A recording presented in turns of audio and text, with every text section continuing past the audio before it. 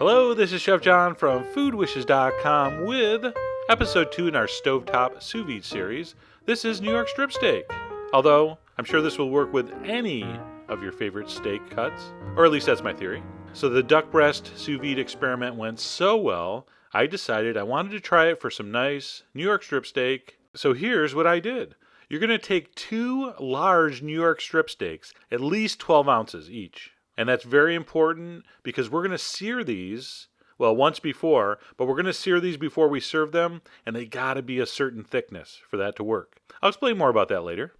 All right, we're going to salt and pepper generously.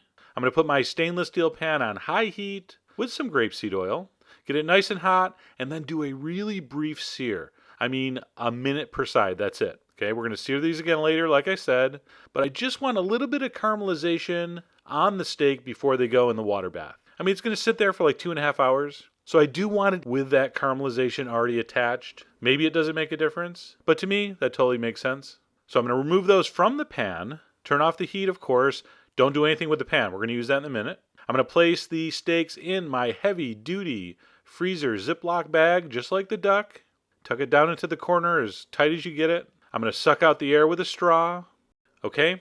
Our water bath is set up exactly the same way we did for the duck. Silicone pot holder on the bottom of a large pot. Thermometer, water at 130. Sorry, things got a little steamy that afternoon. All right, but the water's at 130, even though you can't see it. We're going to put the steaks in, and they're going to sit there for 2.5 hours. Oh, and by the way, all the people making fun of my old thermometer, see, I tested it with the digital. It's out of focus, but it was 130 exactly. So never a bad idea to double check. So like I said, this is going to sit for 2.5 hours in that water. If you want to move it around once in a while to kind of get the water moving, you can. But I didn't have any problem with it cooking unevenly.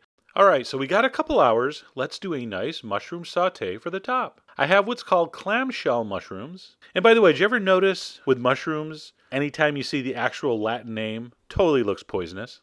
All right, I trimmed off the bottoms. I'm going to leave those pretty much whole. All right, I'm going to throw them in the sauté pan I used to brown the steaks, just because that makes so much sense on so many levels. I'm going to turn it on medium-low heat, add a little chunk of butter, little pinch of salt, and what we're going to do here is slowly sauté those, and the water is going to slowly start to seep out of those mushrooms, and it's going to slowly start to deglaze that fond, which is what we call that caramelized meat juice on the bottom, and the pan will become less brown, and the mushrooms will become more brown. See what we did there?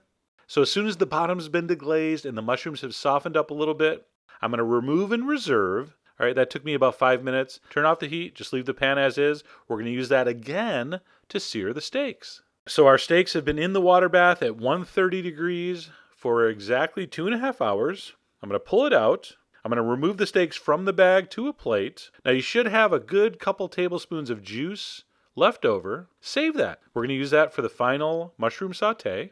I'm going to pat those dry because you can't sear wet things. It just won't work. So pat that dry and resalt it.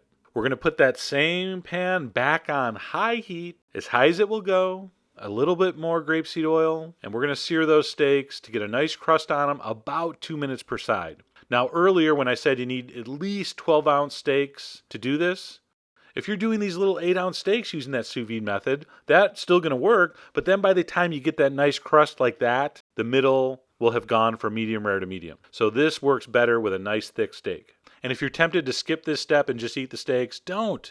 Caramelizing that surface is a really, really important step. Seriously. I said seriously. Thank you very much. All right, once the steaks are seared, remove those to warm serving plates. And we're almost done. We're going to reheat our mushrooms, put them back in the same pan. I'm going to throw in a whole clove of garlic that's just been crushed. And this sauce only takes a couple minutes to put together, so that's just going to give a subtle garlic flavor without any pieces of garlic, and I'll be able to pull that right out when I spoon the mushrooms over the finished steaks. So the mushrooms go in, 1 clove of crushed garlic, the reserved meat juices, see that? A little splash of water, just because I want to make sure I deglaze the entire pan, and there's probably not enough of that reserved steak juice to do it. So a little splash of water, few drops of balsamic vinegar for a little acid, little color, little flavor. All right, turn off the heat, chunk of butter, stir it in, salt and pepper to taste, and in just a couple minutes, you have a beautiful looking, tasting clamshell mushroom. Let's call it a ragu. A sauté, a ragu. Is it a sauce? Could be a sauce. So anyway, there it is. Stovetop sous vide using New York strip steaks. If you're the kind of person that no matter what technique you use, cannot get a perfect pink New York steak, it's either undercooked or it's overcooked, this is probably a good way to go. We're going to cut in, and you can see that glorious, perfect pink New York, the amazing moisture content, just like the duck breast. So this really did turn out well. So there it is, New York strips using the Stovetop sous vide method. And of course, you got a bonus clamshell mushroom sauté video. Anyway, you'll find all the ingredients on the site, as usual, along with more info on the technique. And as always, enjoy.